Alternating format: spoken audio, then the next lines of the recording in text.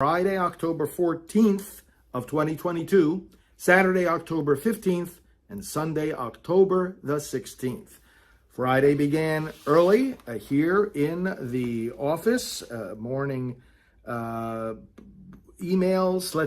dealing with things like preparation for the upcoming national leaders meetings that we coordinate for pro-life leaders.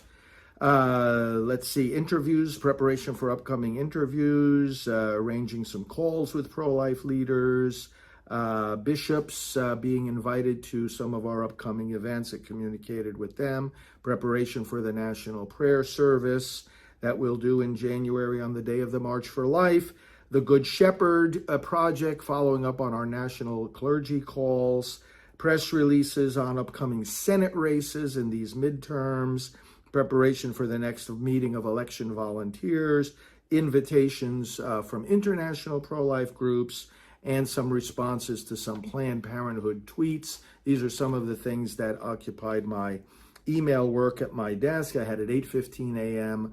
Radio interview, followed by our staff briefing and some administrative meetings, meeting with our executive director and communications director at 10, relating to a book that we are preparing on some of the impact of Priests for Life, meeting at 10:30 with our correspondence associate, and more work at my desk, 11:45 taping in the TV studio for an evening broadcast, and then a taping about a book review. We're going to do like these pro-life book reviews, 10-minute segments that I think you'll appreciate.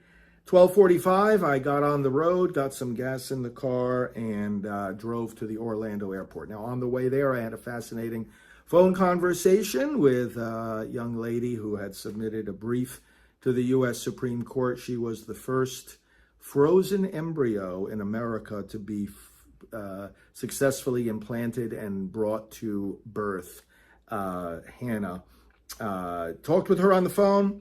Got to the airport, checked in, had another phone call with a prominent conservative leader, business call before getting on the plane, flew to Chicago, and worked on the plane on emails on some of the topics I already read for you. And then when I got to Chicago, I got picked up and driven about an hour and a half into northwestern Indiana, settled into my hotel, had a late dinner with local pro-life leaders from Northwest Indiana.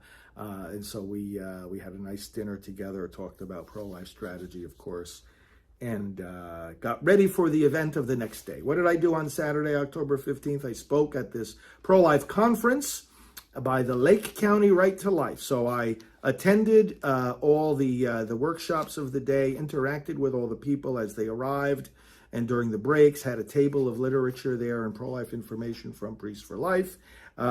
Did my two presentations, one about the Dobbs case, the other about why pastors don't preach more about abortion.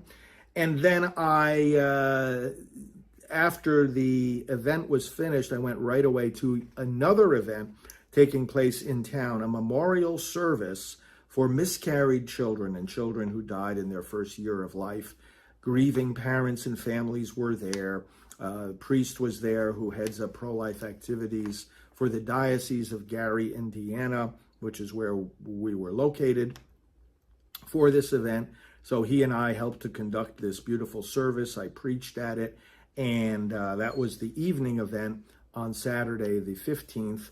Also, in the times that I did my email, I worked on articles for pro-life publications that wanted me to write for them, ordering of some books, new books that have come out, and preparation for some videos that I'm having our staff prepare. That was Saturday the 15th. And then Sunday the 16th, I got up and went to the airport. Nice early 4:30 a.m. ride to O'Hare Airport, actually doing some email work on the way, and got there to the airport, boarded the plane, was reading on the way, on the plane flight back home, Newt Gingrich's book called Beyond Biden. I highly recommend it. Some of my email work, once I got to my office and unpacked from the trip, had to do with upcoming email blasts, the upcoming leaders meeting, of National Leaders Meeting, preparation for Radio Maria programs, arranging flights for the holidays, and just doing a lot of other preparation for upcoming broadcasts, interviews, and articles. That was, and of course, Mass. It said Mass in the chapel. Signed some books, signed some cards, birthday cards for donors and bishops, and these were some of my activities on Sunday the 16th, right here at my home office at Priest for Life. And those were my 3 days. Thanks for following these updates, and we will talk to you soon.